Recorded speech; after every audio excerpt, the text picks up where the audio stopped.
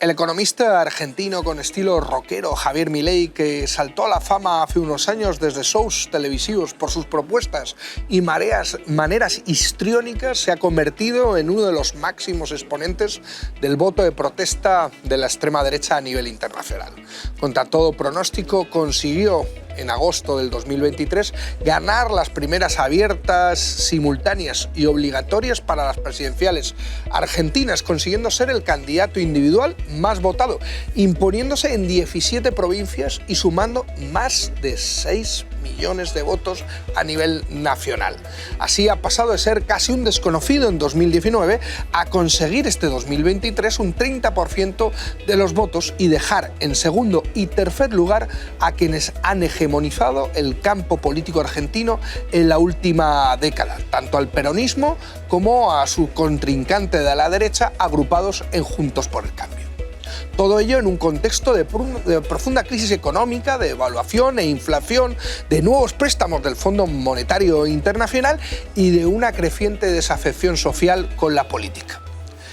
De hecho, el ascenso de Milei responde no solo a una declinación argentina de la ola reaccionaria global que se ha sentado con fuerza en América Latina desde la victoria de Bolsonaro en Brasil en 2018, sino que también responde a un contexto muy particular de crisis del modelo progresista peronista nacido de la misma crisis argentina del 2001. Milei representa un genuino voto de protesta larvado desde la crisis del corralito y que ha eclosionado en la figura de un histriónico economista telegénico que no como solución a los problemas del país, sino más bien como una protesta ante el sistema político, donde la gran virtud de Milei es representar la antipolítica y representarse como un antipolítico. La candidatura de Milei, también la de Patricia Bullrich por la coalición Juntos por el Cambio, suponen un giro muy brusco en la Argentina hacia la derecha, hacia las políticas de mano dura y de recorte social del gasto que anticipan ambas candidaturas. Un auténtico revival reaccionario de la crisis del 2001, sin masas en las calles, pero con mucha frustración social. ¿Qué está pasando en la Argentina? ¿La impugnación ha cambiado de bando? ¿A qué responde el ascenso de Milei? ¿Qué puede pasar este octubre en las elecciones presidenciales? ¿Cómo están reaccionando los movimientos sociales, piqueteros y de izquierdas en Argentina? De todo esto y mucho más hablaremos en un nuevo programa de Enclave Internacional, esta vez con el dirigente nacional del Polo Obrero, Eduardo Bellioni.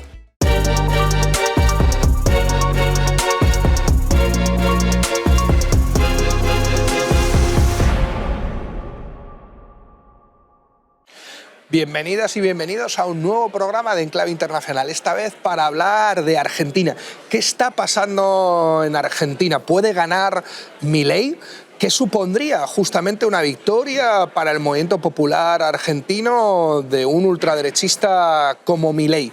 Para esto y para muchísimo más contamos con Eduardo Bellioni, que es dirigente nacional del Polo Obrero. Muchas gracias por estar aquí con nosotros en Enclave Internacional. Gracias a ustedes, muy amable.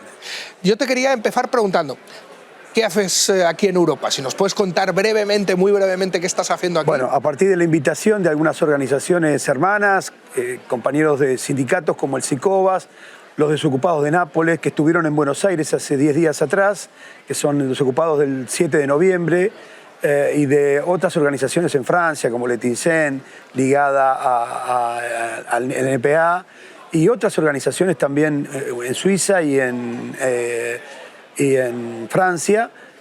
Bueno, hicimos este viaje preocupados por la situación social y la situación represiva en la Argentina. Nuestra mayor preocupación está concentrada en una gran cantidad de compañeros procesados, condenados, juzgados o en vías de serlo, a partir de que el movimiento piquetero, que es el movimiento de desocupados en la Argentina, que viene peleando hace muchos años, más de 20, contra la precarización laboral, contra la desocupación, contra el hambre, que en la Argentina afecta a casi el 50% de la población. Es decir, aún trabajando, porque no hay tantos desocupados, pero el 50% de la población está por debajo de la línea de pobreza.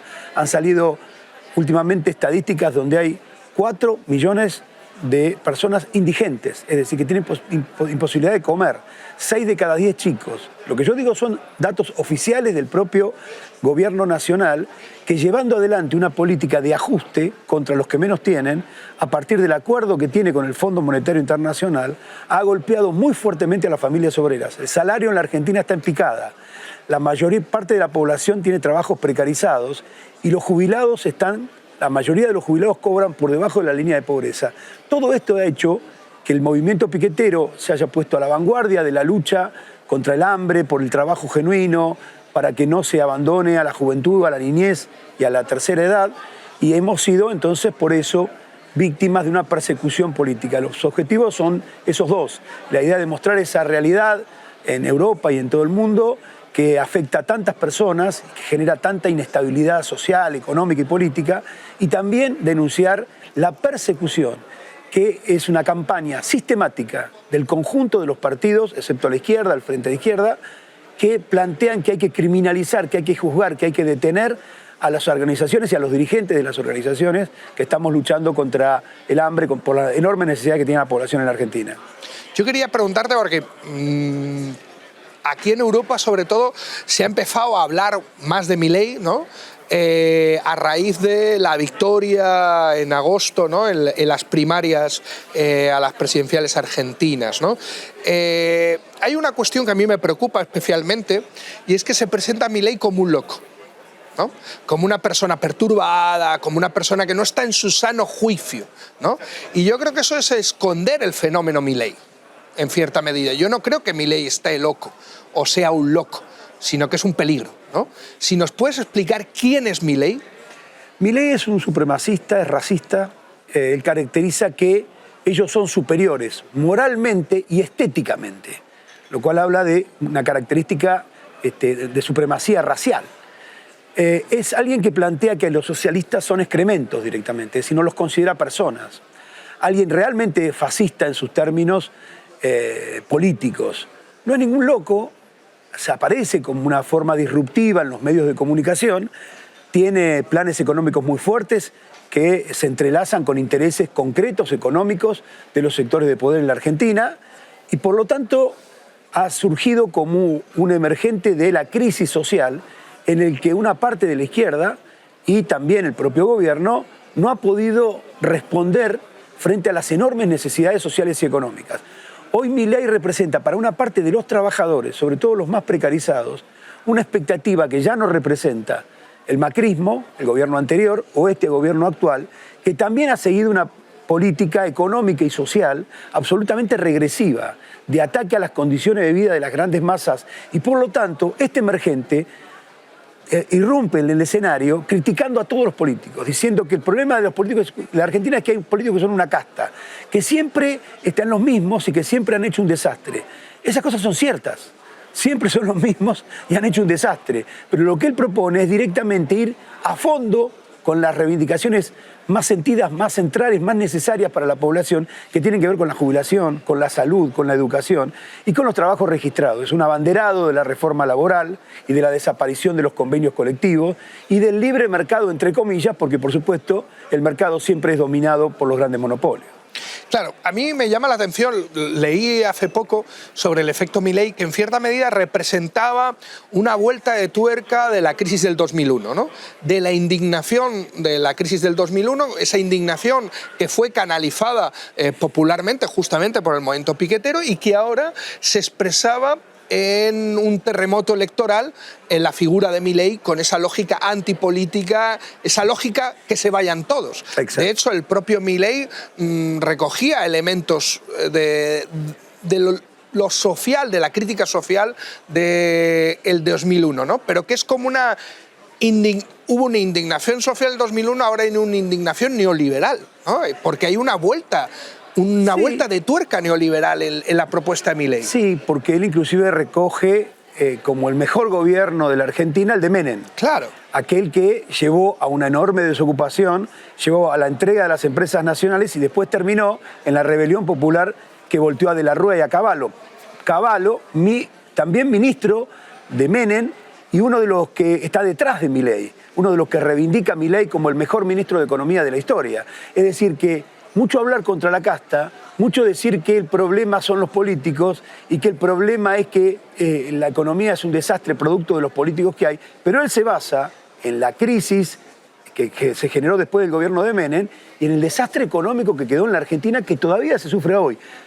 Podríamos decir que no es que hay un resurgimiento de los liberales producto de su programa, sino que hay una enorme indignación popular que no ha podido canalizar la izquierda. La izquierda tiene que revisar también su posición. ¿Por qué? ¿Por qué no la canalizó la izquierda? Siendo que más antisistema que una izquierda que además ha hecho un frente, que es un frente de partidos trotskistas, todos se reivindican trotskistas. ¿Y por qué entonces no lo ha canalizado ese sector? Creemos que porque ese sector tiene una política, ese sector, una parte de las organizaciones del Frente de Izquierda, tienen una política electoralista. ¿Qué quiere decir esto? Que solo están pensando en el proceso electoral y en el ingreso de 1 o 2 o 3 diputados más, y no en la perspectiva más general de los trabajadores, de las necesidades de los trabajadores, y por lo tanto impulsar esa lucha. Algunas de las corrientes que integran el Frente de Izquierda rechazan el movimiento piquetero, que es aquel que ha irrumpido para pelear contra el ajuste de Macri en su momento, el gobierno actual peronista, y que es referido por el propio Milei como el enemigo a combatir.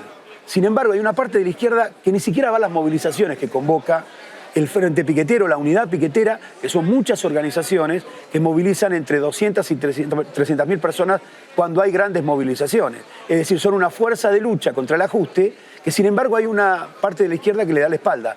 Con eso me parece que tiene que ver también el avance de Milei, el avance electoral de Milei, que todavía está por verse si se consolida o no. Lo que también hay que decir es que Milei es fascista, pero no hay condiciones hoy en la Argentina para un gobierno fascista. No hay condiciones materiales, no hay condiciones porque no ha sido aplastada la clase obrera, porque tenemos una clase obrera muy luchadora y además no venimos de una guerra como ocurrió después de la Primera y la Segunda Guerra Mundial, que lo que dio lugar a el entrelazamiento también con los militares, con la idea de gobiernos que tenían un gran apoyo militar, lo que todavía en la Argentina estamos muy lejos de tener. Luego iremos justamente a ese aspecto sobre cómo Milei puede representar en su figura ciertos elementos fascistas, pero no haber un movimiento fascista detrás. Pero antes quería hablar sobre el tema del ajuste del FMI. Lo digo porque uno de los grandes elementos en la política argentina ha sido la cuestión del préstamo, el ajuste. Eso ha lastrado de una forma clarísima también al último gobierno peronista. Y vemos como Milei se plantea como el mejor gestor del ajuste. Claro. O sea, no hay una, ¿cómo podríamos decir? Una impugnación. No. Hay una incluso reivindicación de la gestión del propio ajuste. Voy a ser más duro que el FMI. Exactamente. Esas fueron sus palabras. Esas fueron sus palabras. Dijo que el Fondo Monetario Internacional pedía entre un 3 y un 5% de ajuste del Producto Bruto Interno y él quiere un 8%. Y lo dice engañando, digamos, con las cifras, porque dice que eso lo haría con el gasto político, con el gasto de los políticos, lo cual es falso, porque el gasto político no representa ni el 1%, y que claramente no es ese el problema del desarrollo argentino, sino que tiene que ver con otros problemas, la penetración de las grandes corporaciones, la extracción de los recursos que tiene Argentina y América Latina en general. Digamos, no son esas las causas de la crisis argentina, sin embargo, él, montado en eso, ha planteado la idea de un ajuste todavía mayor, lo que significaría que desaparezca la educación pública, que desaparezca la salud pública. Lo que pasa es que hay mucha gente que le plantean, hay que defender la educación y la salud pública, y muchos trabajadores dicen, pero está destruida la educación y la salud pública. Ya no es lo que era, y por lo tanto, no me vengas con que tengo que cuidar esto, que tengo que cuidar esta salud pública, esta educación pública, porque es mala. Porque hemos tenido una educación pública de excelencia en algún momento, lo mismo que la salud, sin embargo hoy está destruida producto de los gobiernos que Milei denuncia como la casta. Entonces empalma el planteo de Milei en un marco de confusión, claramente, y otra cuestión, en un marco en que los sindicatos están atenazados, están contenidos, están maniatados frente a esa política liberal que viene de los gobiernos anteriores, porque el ajuste lo aplicaba Macri y ahora lo continúa junto con la deuda, junto con el préstamo, se dice aquí, del Fondo Monetario Internacional. Macri lo pide, se lo llevan los bancos y los Fernández, Cristina, Alberto y Massa lo pagan. Lo gestionan, sí. Es decir, son ellos los que dicen esta deuda hay que pagarla, cuando es una deuda ilegal e ilegítima. Nosotros pedimos siempre la investigación de esa deuda, porque no quedó muy claro cómo 50.000 millones de dólares no aparecieron en ninguna obra Nadie supo qué se hicieron con esos 50.000 millones de dólares y en un momento cuando le preguntaron a Macri dijo, tuvimos que pagarle a los bancos un reembolso producto de las pérdidas que tuvieron. Es decir, claramente nosotros, los ciudadanos, los trabajadores en la Argentina, estamos pagando el salvataje de los bancos. Si hay algo que, lo hablábamos antes del programa, ¿no? Si hay algo que es tabú en la Argentina, por lo menos en los últimos 35, 40 años, es la participación de los militares en la política, ¿no? Después de la salvaje dictadura cívico-militar en la Argentina, ¿no? Milei, en cierta medida, es el primero que rompe un poco con ese tabú, ¿no? Es el primero, segundo. El segundo. O casi te diría el tercero. Porque en algún momento hubo de parte del gobierno kirchnerista una reivindicación de un generalato, inclusive el elegido por parte del gobierno peronista era Milani, y este general Milani estaba comprometido con un hecho de desaparición forzosa cuando él estaba en una provincia en la Argentina y su edecán, que era un soldado, desapareció, el soldado Ledo. Es una denuncia que hacen también Madres de Plaza de Mayo, la línea fundadora, aquellas que mantienen una línea de independencia y de lucha por los derechos humanos. Y también tuvimos después, con el gobierno de Macri, la idea de una amnistía general, mediante un mecanismo judicial, que significó que 2 millones de personas saliéramos a la calle para decir no, la amnistía a los militares no. Milei, por otra vía, también está buscando la reivindicación de los militares. Pero esa es la diferencia, yo creo, más importante. Sí. O sea, Milei reivindica abiertamente la dictadura, o ciertos elementos de la dictadura. Sí. Algo que nadie se había atrevido. Y de hecho vemos que eso conecta con una cierta extrema derecha también en Europa, que hace lo mismo. Vox, aliado de no se Milei, anima tanto. Digamos, tiene personajes dentro de sus listas que lo hacen, pero él dice que la dictadura no, él no está de acuerdo con la dictadura, pero que sí tuvo una buena política económica, como si una cosa pudiera separarse de otra, de Martínez de Oz. Finalmente, su gurú en economía, o su asesor en economía, que es Cavallo, estuvo en su momento con los militares argentinos. Con lo cual es una reivindicación parcial, porque sabe muy bien Milei, que es un hábil comunicador, que el repudio a los militares en la Argentina continúa al día de hoy. Cuando Macri intentó amnistiarlos, hubo 2 millones de personas casi autoconvocadas, no las convocó nadie. Salimos todos a la calle y dijimos no, amnistía a los militares no, porque la amnistía a los militares no es un problema de que son viejitos hace 40 años y ya están presos, sino que tiene que ver con la intervención de las Fuerzas Armadas, un histórico componente de la política argentina y de América Latina, que siempre fue utilizada por los sectores de poder y por el imperialismo norteamericano para intervenir en las elecciones. Hace poco estuvo en la Argentina, hace poco no, el año pasado, estuvo en la Argentina y se reunió con la vicepresidenta, con Cristina Kirchner, la generala para el Cono Sur de Estados Unidos. Es un dato muy fuerte.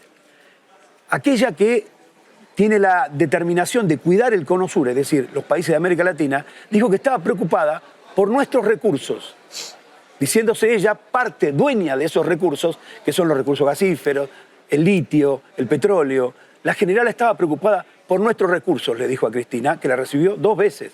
Nos llamó mucho la atención porque eso no es inocente. Recibir una generala norteamericana, que no importa su condición de mujer o no, es un general norteamericano activo del imperialismo que hace los desastres que ha hecho en este mundo y por lo tanto, que además venga a decir que estaba preocupada por nuestros recursos, diciendo lo que son de ella, claramente fue un mensaje político muy, muy fuerte. Entonces hay una intención, yo te diría de todo el arco político, excepto la izquierda, de que los militares vuelvan a tener una intervención, porque la situación es en América Latina la situación es muy explosiva. Hay permanentemente rebeliones populares, Chile, Perú, Ecuador, Bolivia con el golpe. Hay una sublevación casi permanente. Cuando a mí me preguntan los programas de televisión, ¿hay posibilidad de estallido social? Yo respondo casi siempre lo mismo. Sí. ¿Cómo no va a haber en un cuadro como este posibilidad de estallido social? Es decir, las condiciones, los condimentos para el guiso están todos puestos. La miseria social, la corrupción, recursos naturales y pobreza enorme por todos lados. Es decir, la rebelión popular está latente en América Latina casi por naturaleza y por las condiciones sociales más elementales que tiene la población para vivir. Por lo tanto, la intervención de los militares no es nada inocente. Cuando finalmente no se los pueda contener con demagogia, con manipulación, siempre está el ejército. Y el ejército se ha mantenido por ahora independiente, digamos, de las variantes, pero siempre latente la posibilidad de que la fuerza militar, que es una fuerza muy considerable, participan de acciones de la ONU, que no son nada tampoco inocentes, participan de la activa vida política también en el exterior, con reuniones en el Departamento de Estado. Es decir, las Fuerzas Armadas son una fuerza latente. No está vigente hoy porque no se puede decir que intervengan los milicos en la Argentina sin que todo el mundo lo repudie. Y hay un elemento, volviendo otra vez a la cuestión de justamente del movimiento, de que Milei puede ser un fascista, pero no hay un movimiento fascista detrás, pero que Milei sí que puede ser un elemento disruptivo en la crisis que ha vivido Argentina desde 2001 hasta ahora, en donde había algunos autores que hablaban de una especie de empate técnico, ¿no? Una especie de empate técnico entre el neoliberalismo y el campo popular, ¿no? Ni el campo popular conseguía imponerse totalmente sobre las políticas neoliberales, pero el neoliberalismo tampoco conseguía imponerse totalmente sobre el campo popular, ¿no? ¿Milei podría romper ese empate técnico? No, claro, mira, podría volver a... O sea, podría ser un elemento también subjetivo de cierta derrota del campo popular. Mira, hay una enorme confusión política con todo esto, para mí. Mi opinión, en todo caso la opinión del Polo Obrero, del Partido Obrero, es que hay una enorme confusión política, porque aquellos que se dicen del campo popular llevan adelante políticas que son neoliberales y hasta te diría proimperialistas, como es el plan del Fondo Monetario Internacional.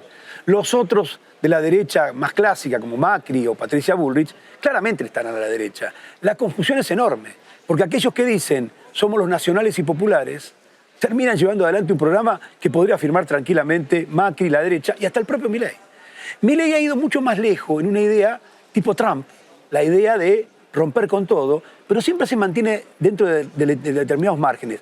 No tiene hoy ninguna condición para un gobierno fascista, pero puede ser un gobierno que intente ir a fondo con planteos que tiene toda la burguesía y por lo tanto todos los partidos, aún los llamados del campo popular, que dicen hay que eliminar condiciones de trabajo, hay que modificar los convenios laborales, hay que modificar el sistema jubilatorio. Justamente me refería a eso, claro, a cómo Milei puede ser en cierta medida una aceleración las políticas neoliberales, ¿no? Puede ser que sea una aceleración, lo cual es también parte de una preocupación que tiene la burguesía y los medios de la burguesía, porque dicen que una aceleración de estas medidas puede provocar una reacción. Y entonces el gobierno de Milei puede durar mucho menos que 4 años. Y por lo tanto están también preocupados por bajar un poco la tensión frente a Milei. En algún momento los medios de comunicación, que son la correa de transmisión de lo que piensa en general la burguesía, me refiero a los medios de comunicación masivos, los grandes diarios, los grandes medios, empezaron a atacarlo a Milei antes de las elecciones. Y después de las elecciones empezaron a tratar de moderar las críticas a él y tratar de convencerlo de que fuera más despacio en el proceso en el que todos están de acuerdo, en la reforma laboral, la reforma jubilatoria, desde el peronismo hasta Milei. Lo que le dicen a Milei es, no te apures, y se lo dicen las cámaras industriales, la UIA, la Unión Industrial, los sectores del campo, no te apures, porque si te apuras, las masas te van a venir encima.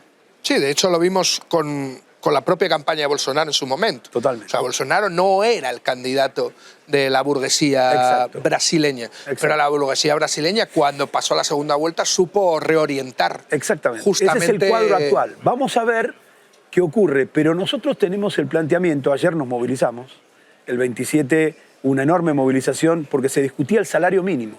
Casualmente, ni la CGT ni la CTA, las dos grandes centrales en las que se constituye el movimiento obrero, no se movilizaron, ni sacaron una declaración. Se discute el salario mínimo, la CGT no tiene nada para decir, ni la CTA tampoco. ¿Quién salió? Salió el movimiento piquetero a reclamar un salario mínimo que le permita a los jubilados y a los trabajadores vivir. Un salario mínimo que le permita llegar a la canasta básica. Ese es el marco en el que se está desenvolviendo la campaña también, en la que las fuerzas de la clase obrera están contenidas por una burocracia que pacta ora con el macrismo, ora con el peronismo y ahora con el propio Milei. Es decir, una continuidad en un punto de una burocracia sindical que paraliza las fuerzas de la clase obrera. A nosotros nos parece muy importante. Hace 10 días atrás hicimos otra gran movilización junto con algunos sindicatos. Llenamos la Plaza de Mayo con 50.000 personas. La consigna era, abajo el ajuste del gobierno y el FMI y frenemos a la derecha en las calles movilizándonos. porque no entendemos que solamente sea una tarea electoral la que se viene para la clase obrera, que se reduzca el proceso electoral en el que nos irá mal, mejor o peor, pero que claramente no va a definir la batalla a fondo que tenemos que dar los trabajadores contra un proceso de reformas antiobreras y de ataque a los derechos de los trabajadores que inevitablemente, gane quien gane, se tiene que producir en la Argentina, producto de la crisis. El componente de la deuda en la Argentina es monstruoso.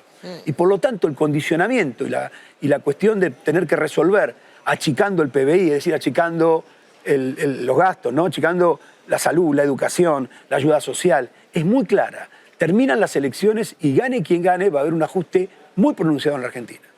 Sí, de hecho, supimos hace poco justamente como un tribunal de arbitraje privado ha condenado a Argentina por la nacionalización, renacionalización de YPF, ¿no? Con lo cual eso aumenta además la presión sobre los ajustes de los que hablábamos. ¿Qué es lo que nos podemos esperar de aquí a la primera vuelta?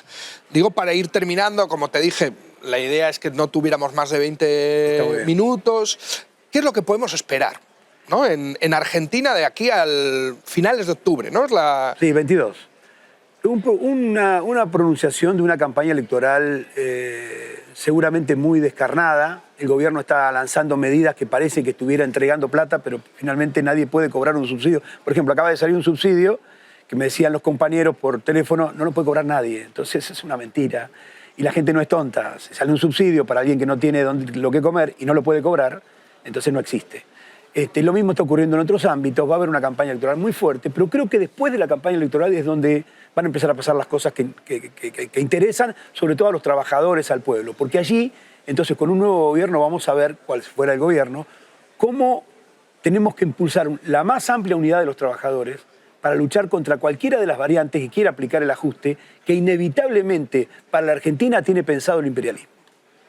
Pues bueno, con eso nos vamos. Evidentemente se dará una batalla electoral, pero la batalla más importante va a ser justamente después, para intentar romper ese empate técnico y desterrar las políticas neoliberales y, ¿por qué no?, empezar a hablar un poco también de poner al orden del día la palabra socialismo.